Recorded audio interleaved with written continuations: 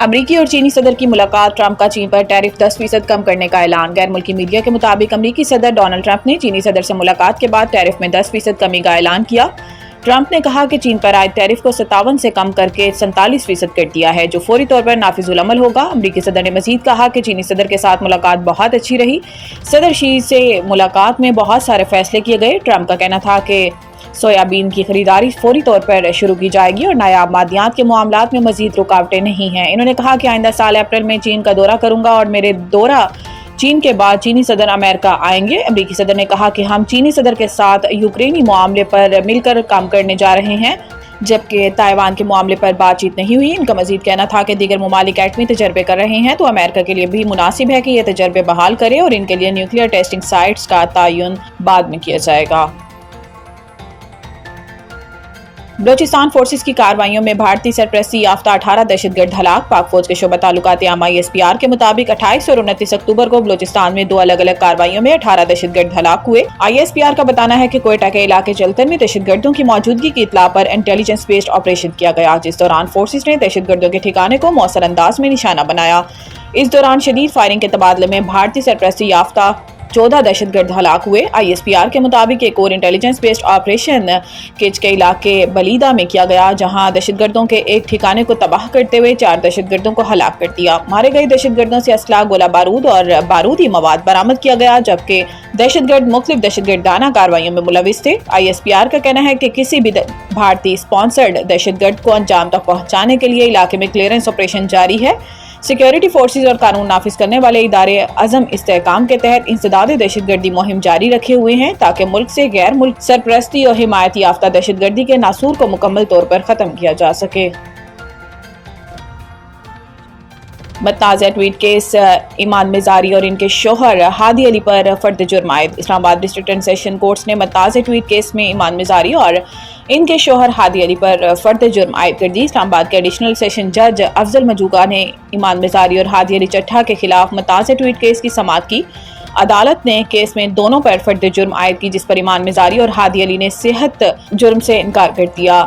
تاہم عدالت نے صحت جرم سے انکار پر اگلی سماعت پر استغاثہ کے تمام گواہان کو طلب کر لیا۔ بعد ازاں عدالت نے ہادی علی چٹھا کو دوبارہ ضمانتی مچل کے جمع کروانے کا حکم دیتے ہوئے کیس کی مزید سماعت 5 نومبر تک ملتوی کر دی۔ واضح ہے کہ ایمان مزاری اور ہادی علی چٹھا کے خلاف NCCIA نے مقدمہ درج کر رکھا ہے۔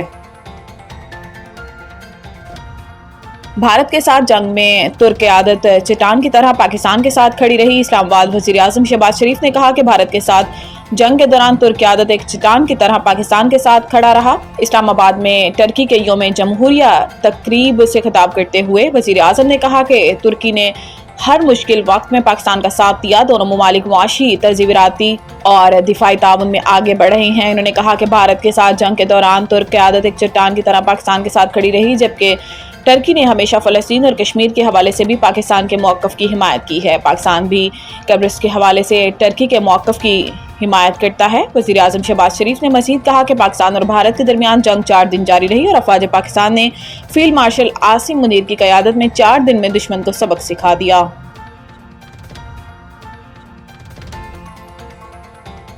لاہور آج بھی دنیا کے آلودہ ترین شہروں میں سر فہرست، بعض علاقوں میں AQI 985 ریکارڈ۔ بین الاقوامی ماحولیاتی ادارے IQAir کے مطابق جمعرات کے روز شہر کا مجموعی ایئر کوالٹی انڈیکس 598 ریکارڈ کیا گیا، جبکہ دہلی 475 کی سطح کے ساتھ دوسرے نمبر پر رہا۔ پنجاب ایئر کوالٹی انڈیکس کے مطابق لاہور، گجرانوالہ، شیخوپورہ اور قصور کے کئی علاقوں میں AQI 500 تک جا پہنچا۔ فیصل آباد، سرگودا اور ڈی جی خان میں آلودگی کی سطح بالترتیب 413، 392 اور 374 ریکارڈ ہوئی، جبکہ ملتان میں 275 اور بہاولپور میں 198 رہی۔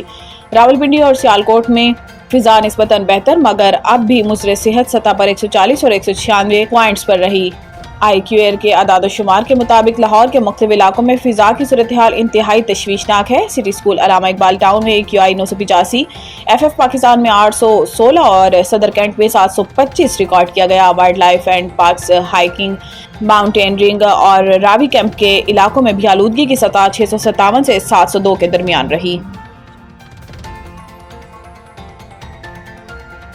آسٹریلوی نوجوان کرکٹر پریکٹس سیشن کے دوران گردن پر گیند لگنے سے ہلاک۔ آسٹریلوی میڈیا کے مطابق 17 سالہ کرکٹر بین آسٹن میلبرن ایسٹ میں ہفتے کے آغاز میں انجری کا شکار ہوئے۔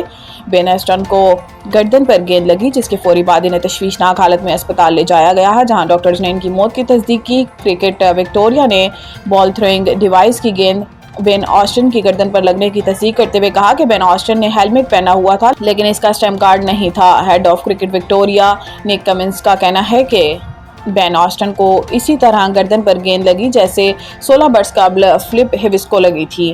کرکٹ آسٹریلیا اور کلب انتظامیہ سمیت بین آسٹن کی فیملی نے بھی واقعے پر گہرے دکھ کا اظہار کیا ہے۔